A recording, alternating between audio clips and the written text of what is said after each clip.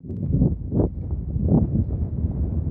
back at High Rochester Bremenium Roman Fort, and this is, what day are we on now? Wednesday. And we're finding all kinds of archaeology again. This is trench TLA, and we have Phil excavating here. We originally had a linear feature, let's call it a putative wall line, running all the way up this bank. It's quite interesting. We're not entirely sure what it is. Some kind of boundary, but Phil has been removing it and seeing what's underneath. And the smaller metalling. And now, beneath all of that, what have you got here, Phil? Right, well, we were chasing what was thought to be the natural level from the far corner there. Right. And as we come along, there's a drop which is consistent with it being a ditch. It's a change of colour in the soil, and in the bottom of this ditch there's actually now a surprisingly wide area of stones. Quite compacted in there, aren't they? That little bit there, it was just to protect when I was digging around it. There is a bit of a void there, yes. which might be something or nothing, but there are stones on all four sides. Stone there, stone there, stone there, stone there. Oh yes. So just trying to protect that a little bit for the moment. Yes. But what, if any, the relationship is between that, and we've been puzzling. All the features you can see, all the stones you can see here, were actually below a reasonable amount of soil that was underneath the original putative wall when we removed the stones from the wall. So, and there's a suggestion of it being a couple of arcs of stone, but it's very difficult to interpret just what they could be. It's a possibility of industrial activity. And looking at the geophysics, there are lots of small square features. So who knows down here? Yeah, we have found a few vitrified lumps, a lot of Glass waste, wasn't there? There was glass Yeah. waste, lots of little bits of Roman pottery at quite a deep level. Still finding Roman-looking bits, similar pieces. Yeah. Especially those little red bits in amongst this stuff. Yes. So that would suggest it's still a Roman feature, Roman period feature. Terrific. Well, But just 2 days left to find out. Keeping on. Great. Thanks, Phil. And moving on from Phil's trench there, which is TLA, this is TLB. We labelled them as such because this one's at right angles to the other feature that Phil's got. Anyhow, within that we have another putative wall line. Well, it's not putative, it is a wall line. It's difficult to see now. We've taken some of it out, but there was another wall, quite a broad wall with a good edge on the eastern side, and then it's been smacked around by the plough, I suspect, on the far side. But it's looking quite good, and we have what we thought was a midden, but what do you think it is now, guys? What do you think you're excavating into? Still not quite sure. I think we've got a retaining wall here. Yeah. I'm wondering, since these timbers are burned on the outside, whether or not this was sacked and ruined at some point, and whether it was a palisade that's been destroyed at some point.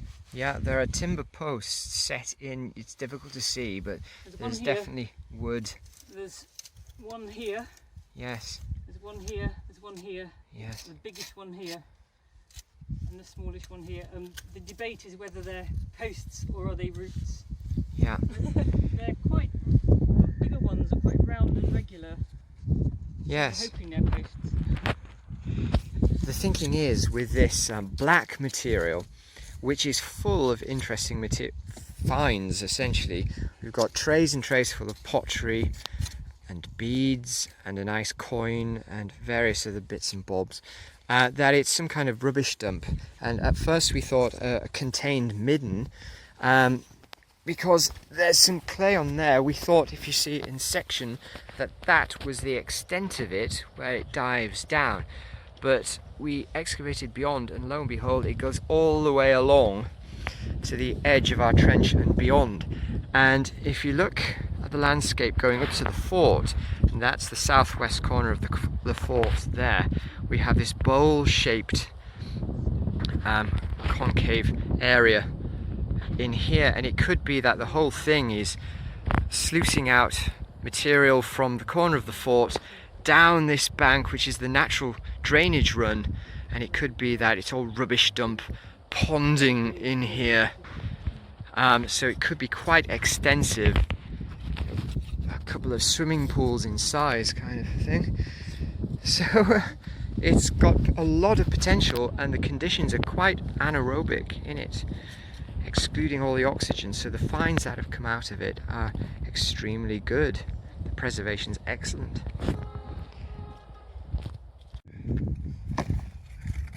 Okay, so we've moved from trench is L, over to trench C that Barry was excavating the other day, and now we have Terry leading the charge in here. And could you just explain briefly, hi Terry. Hello. Hi, could you just explain what we're looking at now in this trench? Well, it's work in progress.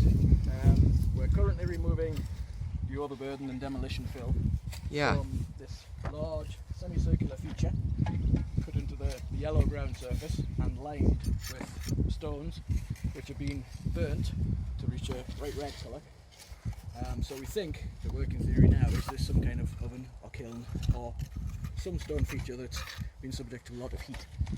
We don't as yet have any signs of charcoal or burning or metalworking slag or anything like that you might expect to find from a metalworking kiln.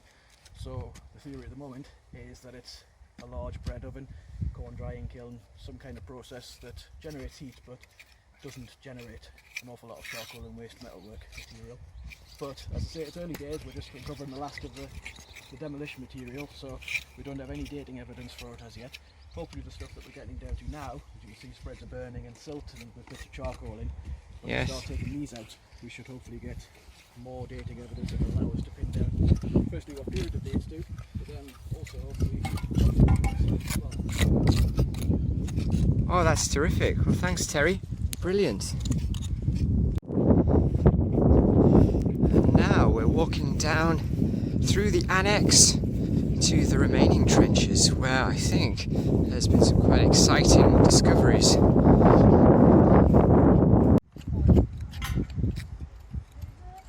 This is trench B. You'll have to excuse the wind is picked up, so I'm sorry if it makes a howling noise on the microphone. But no, it's looking rather good. So this big sump feature here coincides with a linear geophysical anomaly that returns along here and goes up to the fort, and we think it's probably an annex. It might be an earlier annex because there is another one further back, on the geophysics at least.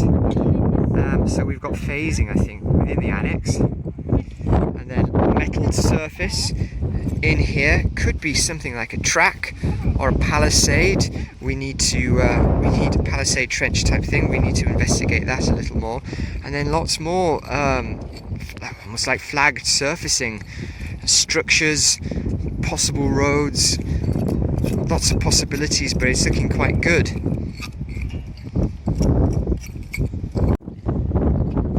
There was also a good deal of Roman pottery out of this. Now a lot of it was second to third, but we got one piece that's really lovely of what looks like casterware, which is late 3rd into 4th century. Okay, here we are in trench A. Apologies for the wind again, but we'll do our best. And here's Rupert to tell you a little bit about it. So there was meant to be a hot spot in the middle, slightly further down.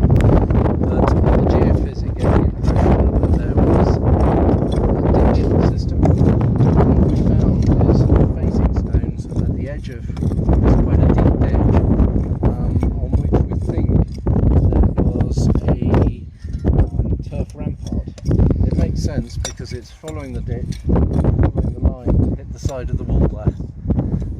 Excellent. And then we were worried because it was broken up there, but it turns out there's a later field drain running along this line. Straight down, yes. Yeah, and it makes sense because Cutting there's a in. second field drain there. Really uniform. So the site has been disturbed, but we've dug across here and Yes. there isn't any other disturbance.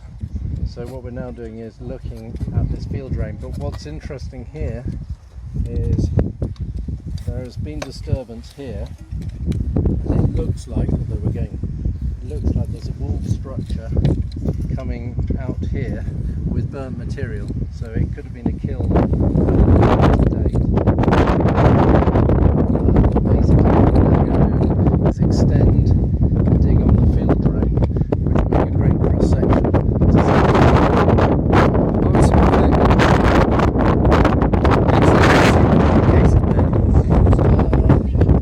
It all depends who you believe. There have been a number of theories. Mike has got a number of theories. I may be wrong, but the geophys goes. Great. That's quite a level of build-up in that possible kiln. Yeah.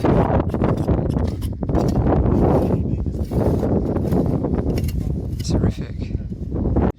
So here's one of our intrepid volunteers on our archaeological dig at High Rochester. So what's your name?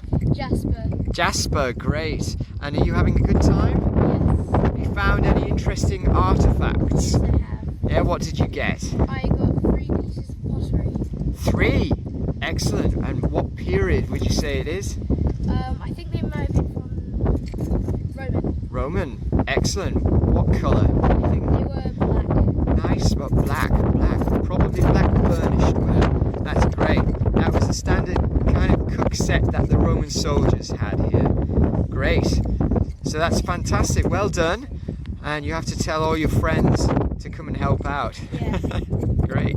Thanks very much. Just to show you what a nice bit of Roman wall looks like, this is part of the rampart wall on the west, kind of towards the southwest corner of the fort. Imagine that extending all the way around and higher on this raised platform. Would have looked very prominent and strategic in the landscape here.